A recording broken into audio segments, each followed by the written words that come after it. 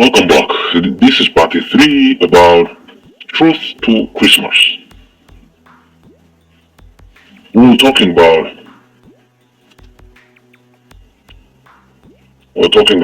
truth about Christmas, and now we are talking about truth to Christmas. After seeing the three things, we are going to see the fourth one. What does Santa Claus have to do with Jesus and his birth? When we hear Christmas, we immediately remember the man with the red clothes called Père Noël in French, but he's called also English Santa Claus. Is there any relation to those two people, Santa Claus and Jesus, and also Jesus' birth? That is all you are going to see. What about this custom of Santa Claus appeared during Christmas? In many lands, Santa Claus is viewed as the one who brings children gifts. Children often write to Santa asking for presents, which according to tradition, elves help him to make at his North Pole headquarters. That was about the custom. But what about the roots of this? According to the popular view, the Santa Claus myth owes its origin to Saint Nicholas, Archbishop of Mila in Asia Minor, now Turkey. The Christmas Encyclopedia says this. Virtually everything written about Saint Nicholas is based on legends. The designation Santa Claus may owe its origin to the word Sinterklaas or Santa Claus, a corruption of the Dutch terms for Saint Nicholas. Historically and biblically, Santa Claus has nothing in common with Jesus. After seeing the roots of this custom, let us see what Bible says about this one. You may open Ephesians chapter 4 verse 25 and let's see what about Bible words to this one we are talking about. Ephesians 4:25.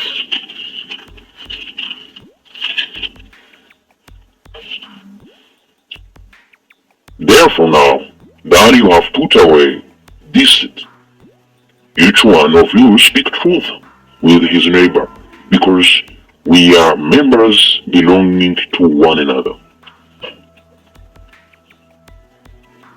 Now that you have put away falsehood, speak truth, each one of you with his neighbor.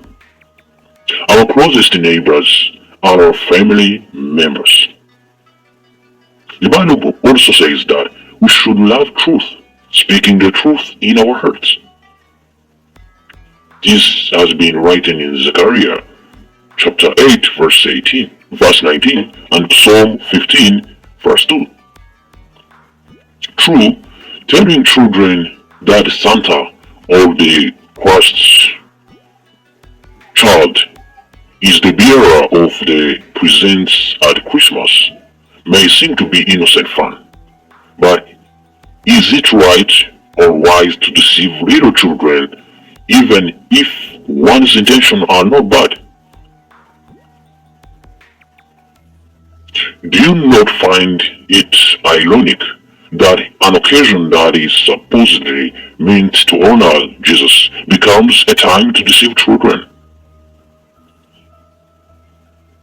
We have to love truth.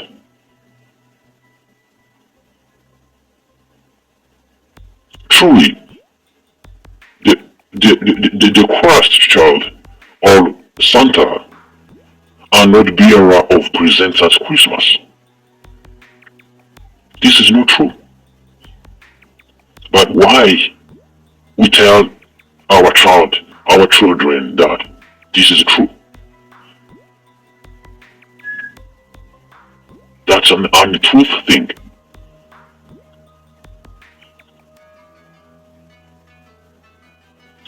Right now, children doesn't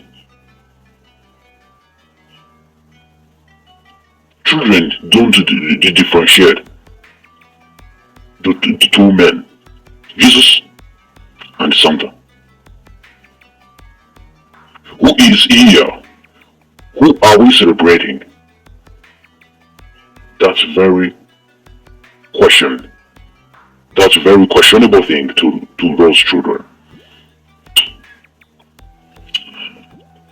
And remember this.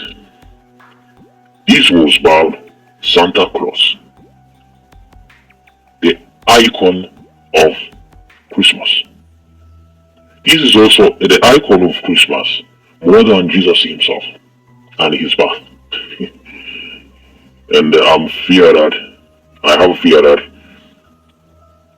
it would be erased that Jesus' birth is being celebrated in Christmas days, the Christmas period. That was about that person.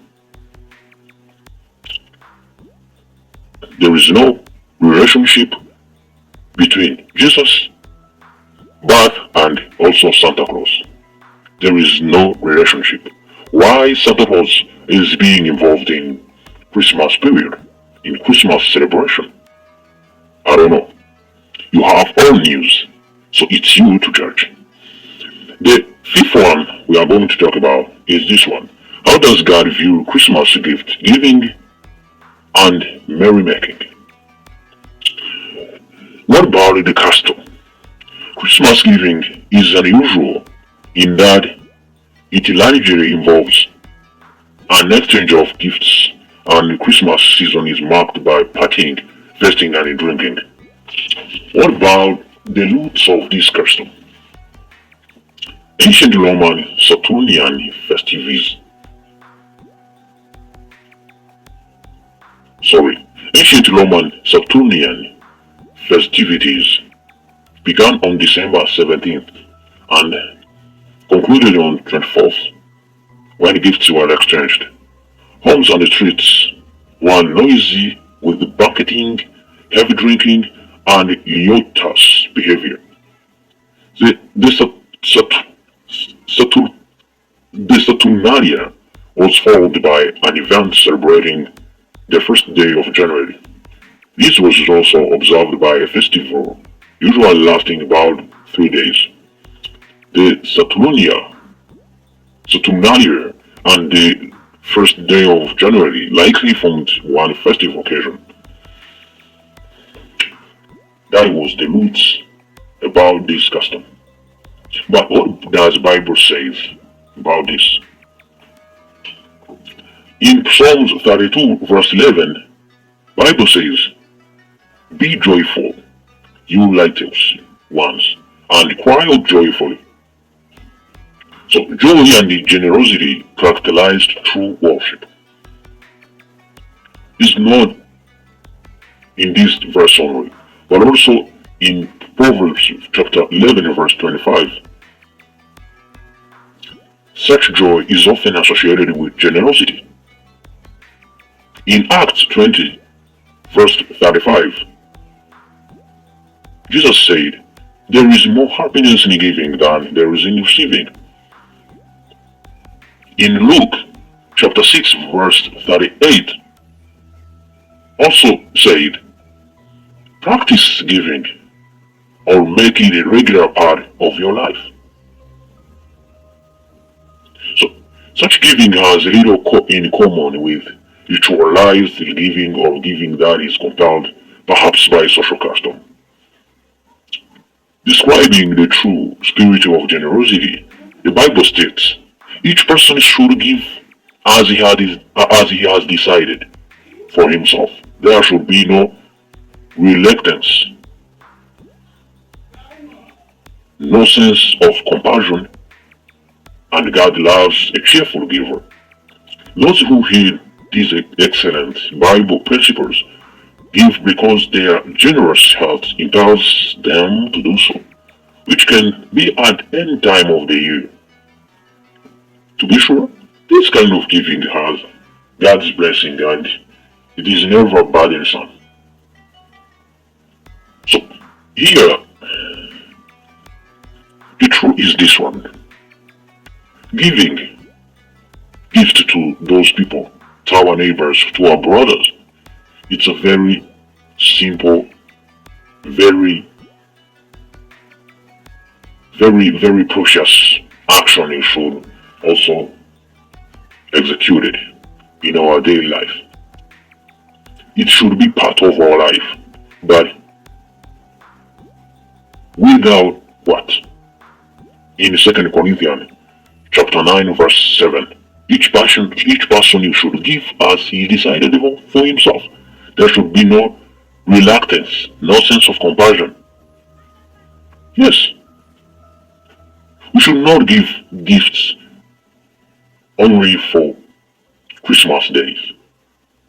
No, we should give gifts. We should support others in the whole year, in every day whole year. That was about how does God view Christmas gift giving and merrymaking. When we examine the light of the Bible, virtually every facet of Christmas is either pagan in origin or distortion of the Bible accounts. Its Christmas customs are Christian in name only. How did this come about? In 2 Timothy chapter 4 verse 3 to 4, centuries after the death of Christ, many false teachers arose just as the Bible has foretold.